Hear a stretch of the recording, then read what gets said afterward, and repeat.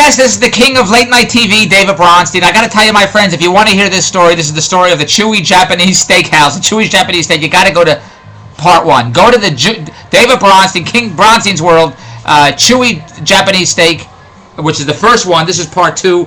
You got to hear the whole story. We went to a steakhouse with my beautiful family. The steak was so chewy, it cost me $131. I went to complain to the manager who did shit. I still have to pay the $131. I caught it all live on video that I'm going to upload onto YouTube, and it's going to say the Jewish. I went to a Chinese restaurant. I said, you have any Chinese Jews? He said, we only have tomato juice, pineapple juice, orange juice, no Chinese Jews. It says the Chewy Japanese Restaurant Live. And that's what you want to see, the live story. But you should check out part 1 of this blog before you listen to this part. So after not being able to eat this $131 steak, this sirloin steak, that's so fatty and so chewy, and it's all over my plate, my kids' plate, the other kids' plate. My wife only had vegetables because she thought, enough's enough. This bill's going to be $200 without any booze or anything. And I complained to the manager, and we're there all the time, and they know me from TV, and they used to give us great service. He said, the steak is fine. Nothing's the matter with the steak. Here I am complaining that I couldn't chew the steak. It was like chewing bubble gum. My jaw got more exercise than I get walking with a treadmill. And he saw all over the plate. He said, yeah, I saw all over the plate. I said, well, if you saw it all over the plate, you saw that we couldn't eat it. I don't mind paying for something I could eat, but I couldn't eat it. My kid couldn't eat it. The other kid couldn't eat it. You got to take something off the bill. We're not taking anything off the bill. You got to pay for the whole bill. Then the chefs come out, and I was videotaping the whole thing. I was saying to my family, will you videotape me, please? Not only do I have to argue and complain, I got to videotape myself when my kids watch a whole show. I brought them popcorn and candy, gave them a couple of chairs, and they're sitting there applauding as I'm doing a whole show. The next show is 11 o'clock. The late show is 11 o'clock tonight. So I said, you got to take something off the bill here. He said, I'm not taking anything off the bill. Nobody else was complaining. I said, why is anybody complaining? That's the normal tagline of any restaurant. When a customer complains, what's the first thing they say? Nobody else complained. What does anyone else complaining have to do with me complaining? Maybe they all sit there, they're mutes, they don't know what to say, that they're all nervous. Who knows? What? That has nothing to do with me. I'm the customer. I didn't like the food. I couldn't chew it. And I'm paying $131 for steak I can't chew. Would you do that? Would you? It's all over the plate. It doesn't make any sense to me. So I videotaped the whole thing. It's all live. My wife says, we're going to call City TV. He's call City TV. My wife says, I want to talk to the owner. He says, here's the owner. Go talk to the owner. My wife said, bring him here. He said, he's not here. So my wife said, what's his phone number? They said, here's the phone number. So they give us a phone number. So my wife calls right there, and the phone rings right at their desk. My wife said, this isn't the manager. This is your phone number. She said, the phone manager's not here. Can't talk to him. The owner can't talk to him. His name is Anthony Lau or something like that. Anthony Lau.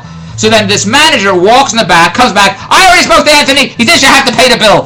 I said, wait a minute, you just told me he's not here. Well, he's not here. We have a private number. We called him. He says you have to pay the bill. I said, but we can't chew it. My wife said, I'm calling City TV. My wife said, here, you know who this guy is. He's on television. Go call City TV. I don't know City TV's phone number. So I take the phone outside to make that thing I'm calling City TV. And I call information. And I call City TV. And I call the news hotline, which my kids called on tape. That they shoot me talking on the telephone, leaving a message on a message machine. They videotape me doing that. But me, creating a scene in a restaurant, I got to do myself. So I said, this is David Bronstein, and we're doing a great scene here at this Yamato Steakhouse. I paid $131 for a bill for chewy steak. I can't chew it. It's like chewing bubble gum. I said, bazooka bum is easier to chew than this steak here, and they're charging me $131, and they're telling me nothing's the matter with the steak. So the chefs come out. I said, look, would you go look at this? He says, we have your food back there. I said, bring it out. I want to see it. Then he comes back. Oh, we threw it away already.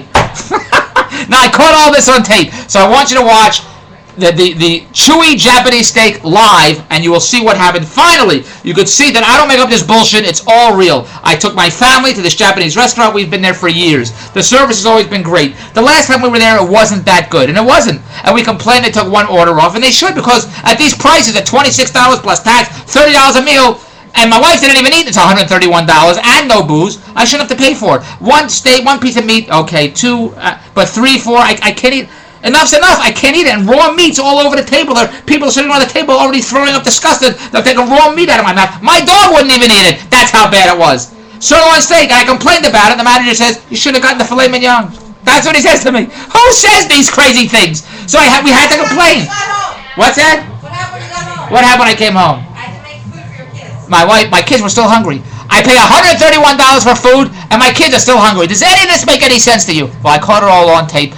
Why don't I get any of this respect? This high-end restaurant. You would then say, oh, Mr. Bronstein, I'm terribly sorry. What can I do for you? Can I give you some dessert? Let me take... I'm not taking anything off. There's nothing the matter with the meat.